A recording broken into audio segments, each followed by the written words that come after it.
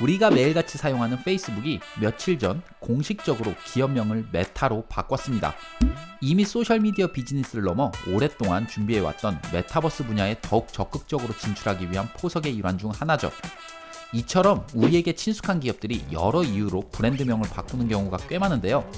이번 영상은 자신들의 브랜드 이름을 바꾼 스타벅스, KFC, 던킨의 사례를 알아보겠습니다. 어쩌면 현대인에게 가장 친숙한 브랜드일지 모르는 스타벅스. 지금의 스타벅스는 1971년 미국 시애틀에서 스타벅스 커피 티앤스파이스로 젊은 청년 3명에 의해 시작됐습니다.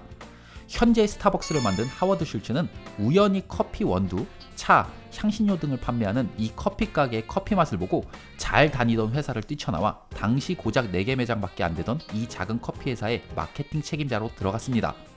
그는 이탈리아 출장 중 느낀 그곳의 커피 문화를 스타벅스에 접목시키고 싶었지만 창업주에게 먹히지 않았죠.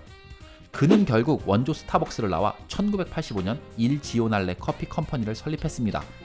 그런 후 2년 뒤인 1987년 스타벅스 커피 앤 티 스파이스를 인수하며 스타벅스 코퍼레이션으로 이름을 변경하고 본격적인 커피 제국의 첫 발걸음을 띄기 시작했습니다. 동시에 갈색이었던 로고를 자신이 차렸던 일 지오날레의 초록색으로, 그리고 티앤스파이스 글씨를 뺀 새로운 로고를 완성시켰습니다. 1992년 미국 증시에 상장하며 또 한 번 로고를 변화시켰습니다. 그리고 최초의 스타벅스 탄생 40주년이었던 2011년 커피 문구를 빼고 지금의 우리가 아는 스타벅스 로고로 바뀌었죠. 이는 규모가 커지며 커피를 넘어 더욱 큰 비즈니스 모델을 접목시키기 위한 포석이라고 합니다. 예측컨대 세계에서 가장 유명한 할아버지가 아닐까요? 바로 KFC를 탄생시킨 커넬 샌더스죠. 미국 켄터키에서 주유소와 카페테리아, 모텔 등 수많은 사업을 했지만 그 기간 중 화재가 나기도 하고 경제 대공황도 닥치고 2차 세계대전으로 민간에 가는 물자 공급 부족 등 여러 이유로 다 실패했습니다. 하지만 확실한 건 그가 자신의 이름을 건 샌더스 카페테리아를 운영했을 당시 압력솥에 11가지 향신료를 넣은 미국 남부식 레시피로 만든 치킨은 인기가 좋았다는 것이죠.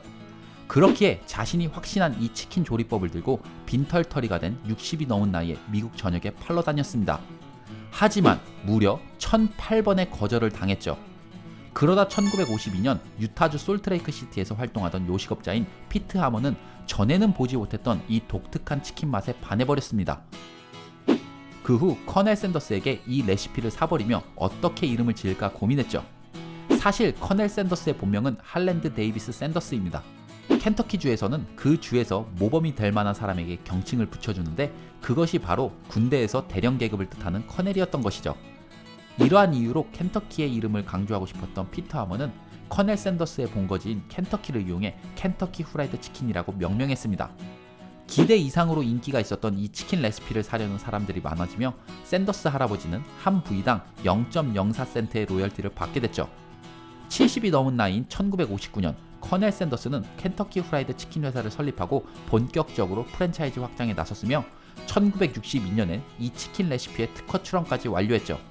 거침없이 상승을 지속하며 미 전역에 600개가 넘는 매장을 보유하게 됩니다. 그러다 추후 켄터키 주지사가 된 존 브라운 주니어와 유명한 패스트푸드 체인점인 웬디스를 소유하게 된 잭 머시에게 당시 $200만 거금을 받고 모든 사업권을 넘기게 됩니다. 70이 넘는 나이가 된 커넬 샌더스는 사업권은 넘겼지만 자신의 얼굴이 그려져 있는 이 브랜드를 홍보하기 위해 미국을 넘어 캐나다에서도 활동하며 북미 대륙을 쉼없이 다녔습니다. 그러다 1980년 전 세계 치킨계의 대부인 커넬 샌더스가 세상을 떠나고 10년 뒤 1990년 이 브랜드는 기존의 켄터키 후라이드 치킨에서 KFC로 이름을 바꿨습니다. 여러 이유가 있는데요. 이미 많은 사람들이 켄터키 후라이드 치킨의 긴 이름을 KFC로 불러왔고 전 세계적으로 후라이드 음식의 유해성에 대한 부정적 요인이 부각되며 브랜드 이름을 바꾼 계기가 됐죠.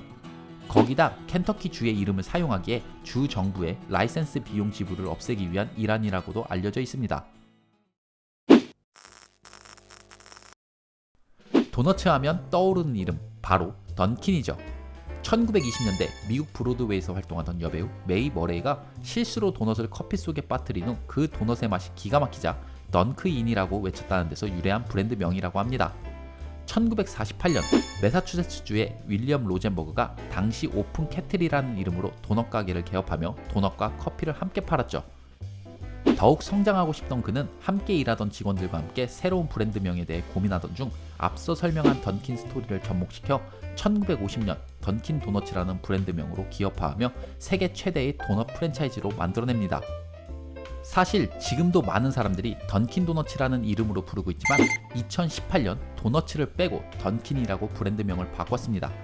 그 이유는 앞서 봤던 스타벅스나 KFC처럼 브랜드명을 간소화하는 추세일 뿐더러 도너츠 또한 후라이드 치킨처럼 건강을 해치는 부정적인 인식이 강해지는 것도 영향이 있었습니다.